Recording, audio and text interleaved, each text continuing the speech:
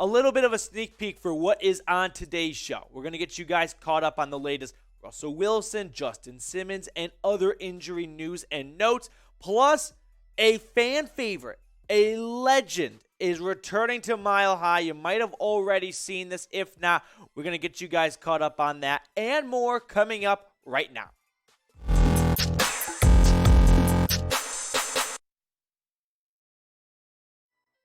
Today's Broncos breakdown is sponsored by Mint Mobile. If you are tired for overpaying for your cell phone plan and you want to start saving some money, well, check out Mint Mobile. When you go to mintmobile.com/chatsports, that's going to get you started with monthly rates as low as $15. Now, I've got that link in the comments and the description of today's show. Plus, we'll tell you more about their great benefits later on in today's show. Now, speaking of today's show, how many times did I say that already?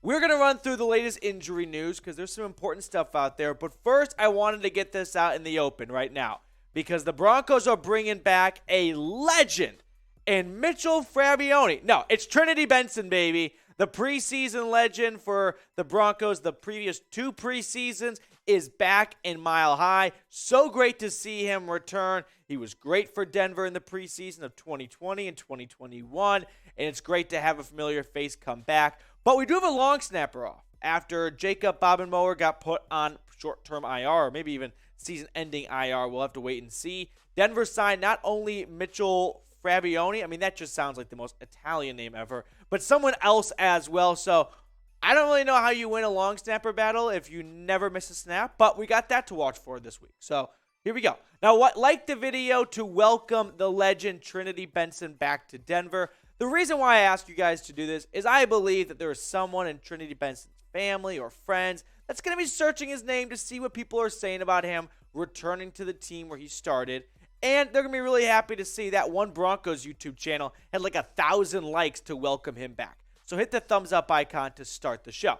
All right, first up, now we really get into the nuts and the bolts of this episode. We've got some good injury news to get to, and then I'm going to say the bad news for the end of the show. The good news is Russell Wilson practiced today with no limitations per several sources. I watched some videos of him throwing the football around. It's really hard to garnish much when there's no DBs and he's just throwing 15 yards. But it looked good.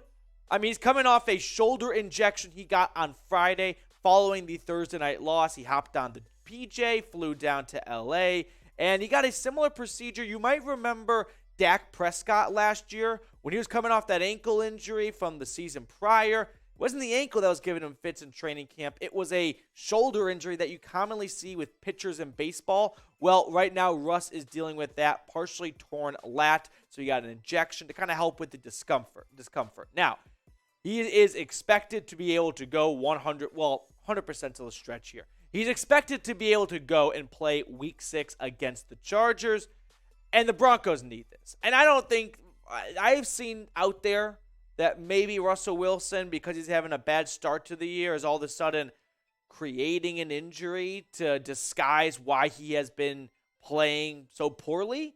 I don't think that's true at all. I think there's just 2 things that are true. He's playing poorly, and he's got an injured shoulder, right? Both things can be true here. But Broncos at the Chargers, Monday Night Football. Please stop putting Denver in primetime at the NFL. They overdid it, and I feel bad for the rest of the country. I honestly do. Now, speaking of Broncos-Chargers, we'll get to the rest of the injury news on Justin Simmons in just a moment. But what are your score predictions for this game? I know the first couple of weeks of the season, every single fan base picks their team to win. Because if you start off 1-0, then you got to be 2-0. You start off 0-1, you got to bounce back. But now we're entering Week 6. I really want to believe any given Sunday the Broncos can squeak one out, but the Chargers are the better team. They're banged up too. I'll wait for my score prediction later on in the week, probably talk myself into Denver winning, but as it stands right now, Tuesday afternoon, I'm not very optimistic, guys. All right, I do got some good news to get to, though. So, Broncos designated Justin Simmons, Greg Dulcich, and Michael Ojeumudia to return from injured reserve. That is awesome to see. We'll run through some depth charts. We'll check out some stats and what this means for the Broncos. Like, for example, Simmons is getting his starting job back. So what does that mean for Caden Stearns? We'll talk about that and more in just a moment. But first, Mint Mobile, our proud sponsor today, has so many great benefits for Broncos country. Not only will you be joining the nation's largest 5G network when you go to mintmobile.com/chatsports, but they also have monthly rates for premium wireless as low as $15 a month. And I think the best benefit that Mint Mobile has, and I've said it before, and I'll say it again, you don't have to waste your Saturday when you could be watching college football, making the switch in some rinky-dink strip mall cell phone store. Thanks to new eSIM technology, you can do it from the comfort of your own home. Keep your same phone and your phone number. Check them out, mintmobile.com/chatsports. You will thank me later.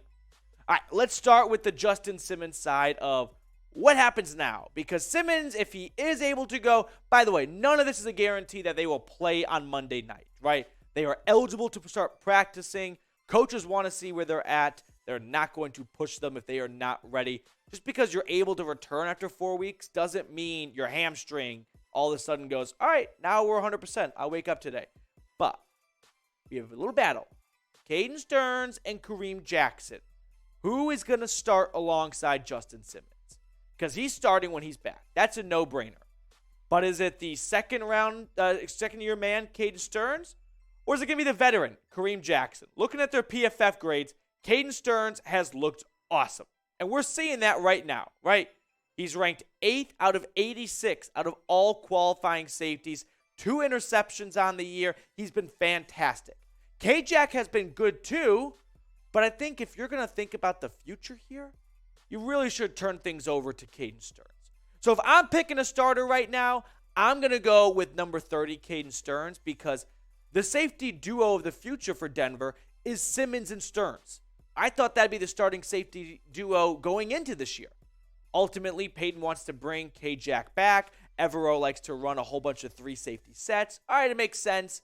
But now I think it's time to let Sterns take over the starting role. Kareem Jackson be the veteran, be that third safety in case of an injury, or if you run a 3 safety set. All right, let's switch gears here. Let's talk about Michael Ojeumudia. He is activated off IR, if you remember. He had a bad preseason, and then he got an elbow injury in the final preseason game.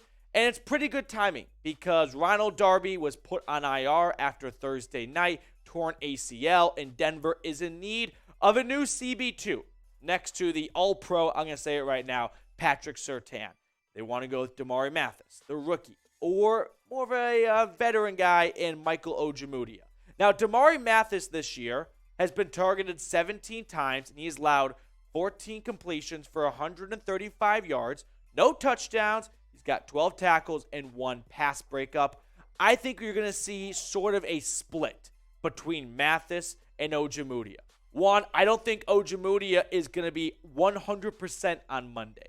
So that might be where they ease him back into getting some snaps. And then it's going to be up to Hackett to pick the better corner the following weeks and moving forward. All right, next guy up here is the rookie tight end, Greg Dulcich out of UCLA.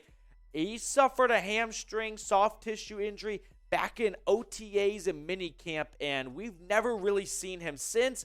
The Broncos did not want to rush this. George Paton said, this is obviously someone we have big plans for in the future. We are not going to hurry him along and jeopardize making this a bigger injury.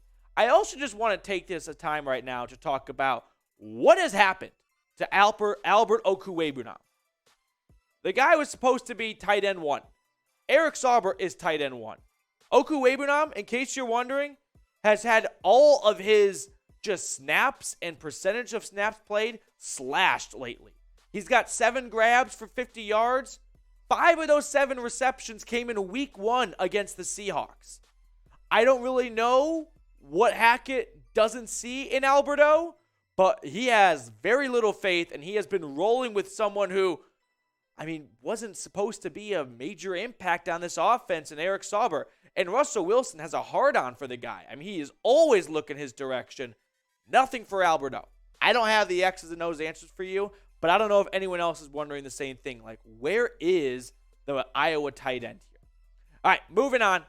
Let's get to some other injury news here. Also practicing, Baron Browning. Remember, he suffered a hand-wrist injury in the Colts Thursday night blunder. He is also back on the field today. Great to see, along with Jonathon Cooper, Aaron Patrick, and PJ Locke. So some good news on the injury front in that regard. Next up, we're going to get to the bad injury news, unfortunately, because Denver can't have nice things. They have the most players on IR in terms of cap dollars, right? I mean, the actual contracts going to players injured, north of $70 million. You could field an NFL team close to it with that number. It's a real shame. Hackett's not had a good start. The injuries, not helping. Now, you can help us out here at the channel, nice segue, thank you, by getting us to 10,000 subscribers by subscribing. If you have not already, please go ahead and do so. Less than 300 subs to go. We've been growing like crazy here lately. Appreciate all of you subscribers. I know there are so many. All Out Broncos, Octavio Rodriguez, the president of the Noti Gang. So many people who are frequent commenters here at the channel. But if you haven't already, consider hitting that sub button. All right, some injury news to get to on the naughty side here. Mike Boone, Eric Saubert, speaking tight ends, Mike Purcell, Josey Jewell, and Damarri Mathis were all limited or did not practice. Josey Jewell is a big-time long shot to play this upcoming Monday. That knee injury he sustained against the Colts is considered week to week. He was held out of practice today. I would not hold your breath on seeing him in Week 6 against LA. The rest of the guys will monitor as the week progresses. Let's get to Billy Turner, my favorite segment of the show now. So, Andrew Mason does a great job of covering the team, tweeting this out. Billy Turner is going through some different calisthenics compared to his teammates at the start of practice, but he is out here today. We've seen this go for weeks now. And I don't want this to turn into a bash Billy Turner. He wants to be out there. I'm not calling the guy soft or taking the easy way out. I think it's just a very unfortunate situation that Denver signed him with the aspirations of him being the starting right tackle. And I've kind of given up hope on that ever happening, right? Kyle Newman from the Post tweeting this out. While Nathaniel Hackett said Broncos are still evaluating tackle spots for this week, at Chargers, I'd estimate Calvin Anderson starts at left tackle. Good estimation, Kyle. And Billy Turner maybe finally makes season debut at right tackle. So there's some inclination, belief that we might get Turner finally soon. If not, it's the Calvin Anderson and Cam Fleming show as your bookend tackles. I'm going to end the show with this question. What week will Billy Turner make his debut in? For all of you subscribers that were watching back in the dog days of June and July, this was something I couldn't fall asleep to because I was very concerned when you signed a right tackle for Russell Wilson that was cut because of a failed physical. It might not be a good idea. And here we are. So get your predictions in. Week 6 coming up. What week will Billy Turner make his debut in?